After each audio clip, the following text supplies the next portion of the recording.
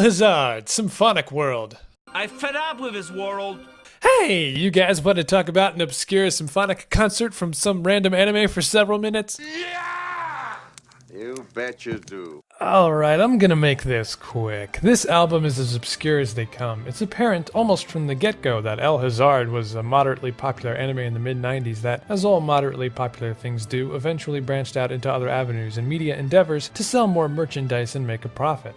A symphonic poem of sorts was one such endeavor, but like all moderately popular fads and trends, the barely at all known album faded into obscurity along with its inspirational source. So the few who do find out that El Hazard Symphonic World exists probably don't expect much from it and turn their heads. But you know me, I think. I'm more excited to try out something obscure than something critically acclaimed. There's an appeal to music not many have listened to. You feel privy. Doesn't always mean your patience is rewarded though, and oh man, do you need a lot of that for this. But first, what's the story, Wishbone? El Hazard was both an OVA and a longer anime television series that ran in Japan for a while. The shorter 7-episode OVA told the story of 3 high school students and their alcoholic history teacher who are whisked away by ancient relics discovered beneath their school to a parallel dimension. It's a lighthearted fantasy adventure story to which the music, though interesting, takes a back seat and features what sounds like a mix of real and mostly fake instruments. There isn't anything on the surface that seems like it qualifies for a symphonic composition and performance, but the composer, whose only work of this kind is resigned to this one, managed to get the go-ahead. I said earlier that you needed patience to enjoy El Hazard Symphonic World, which in today's world of music means to most people that if it takes time to begin with, it's no good. You mean I gotta get paid minimum wage at the Home Depot? Cry to myself on the drive home so I can eat my unavoidable casserole while I watch Shark Tank on my DVR.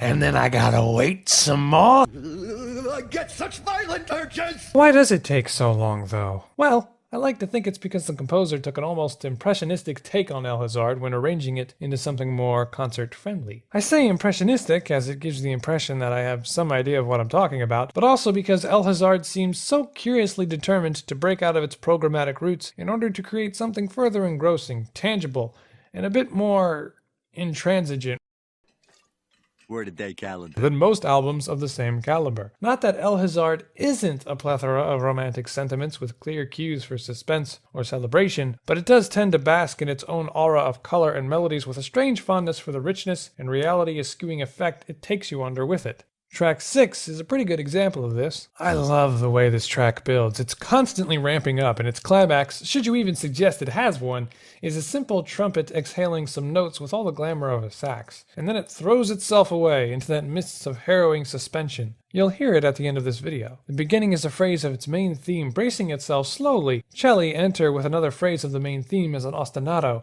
creating an enticing mood of violent inevitability. It's an excellent ostinato at that, like one that isn't sure what breath will be its last. Halfway through, it becomes buoyant and youthful. It heralds into gradually increasing mayhem, eventually skyrocketing into nothing but percussive ashes. Tracks 2 and 5 move methodically, so much so that Symphonic World, along with its other tracks, feels like an on-foot journey in an alien environment.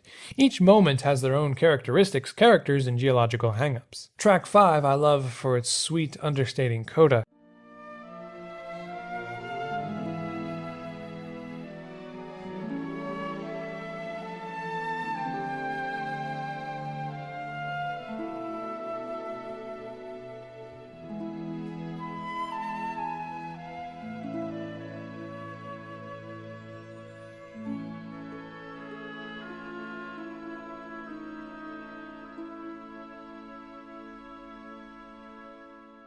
And track 2 features patient repetition of the same 2 chords before it fully together stops and foreshadows the humble nature of its 7th and final track. The soothing, campy gentility on display here is really nice. I especially love the later melody that uses said chords to transmute its heavy tone into something lighter and breathy, just as if you finished climbing a huge mountain.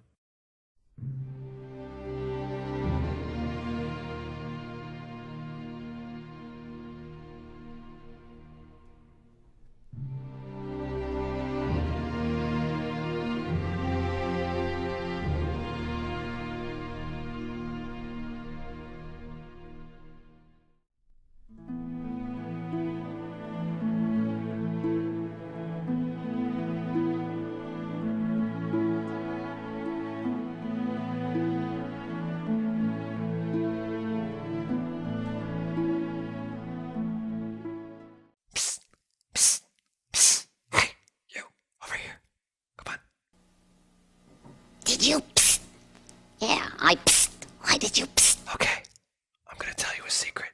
Track 7, The Eternal Country. It's a lot of Sethi's weak points, I'm telling you. He's not gonna tell you that, but it does, okay? So just make sure you know that going in. Track 7 is great, and it's ultimately the piece that seems to reconsider your whole opinion about the soundtrack.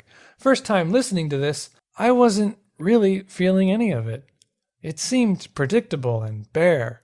But then, as it was ending, something happened. I didn't want to leave. I don't want to go. This wasn't fair. I wish I could quit this. I love you, El Hazard. You seem to do absolutely nothing, and then for 5 seconds plunge into my heart and give it a good squeeze with your filthy loving hands, you beg.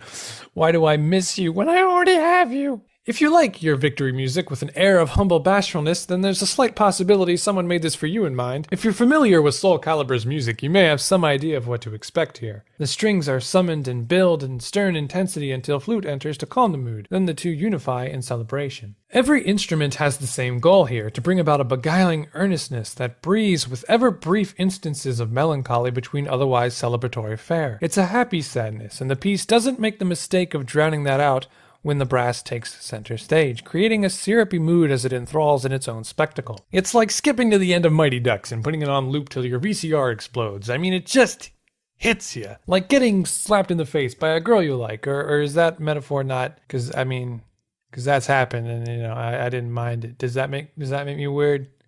Am I weird? So that's El Hazard's Symphonic World for you. Nothing special, really. I mean, it has its problems. Tracks 3 and 4 linger a bit too much in the same place, and the tempo could and should be faster in certain areas, such as its opening theme. I mean, really all it is a poor man's Scheherazade by comparison with some cheesy melodies. To err is human. So, Lost and forgotten to time, this album, and it ought to stay that way. Won't do anything for you, won't blow you away, change your life, or have you adjusting pipe collar, eyeglass, and top hat as you blog by the fire about your very reaction to the music in overly sophisticated stupor. That was quite a bit of masterful composition. Good show, sir. None of that. Won't be rediscovered or ever touted as something significant, and that's exactly why you should give it a listen.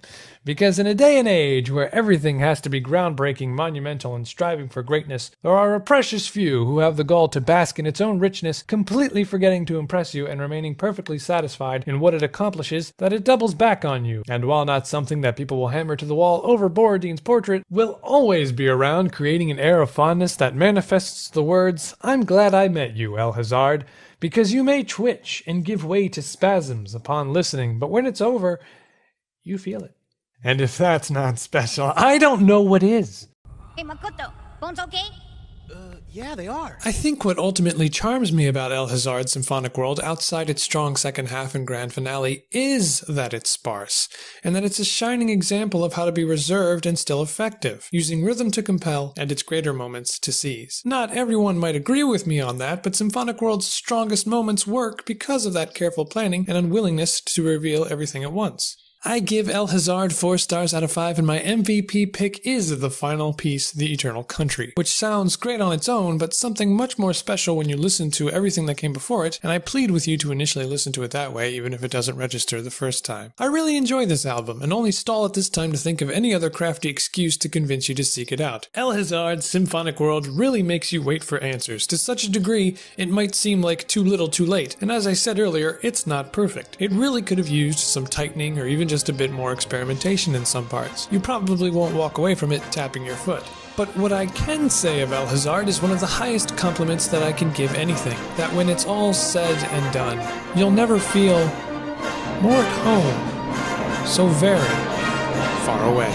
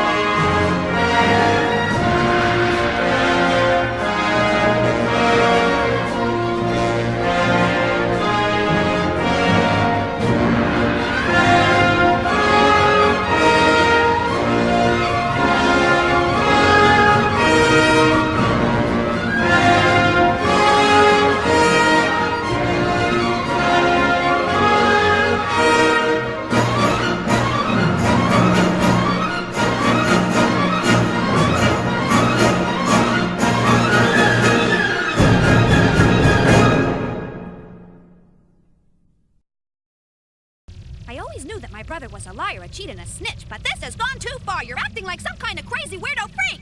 Crazy weirdo freak! Take that back!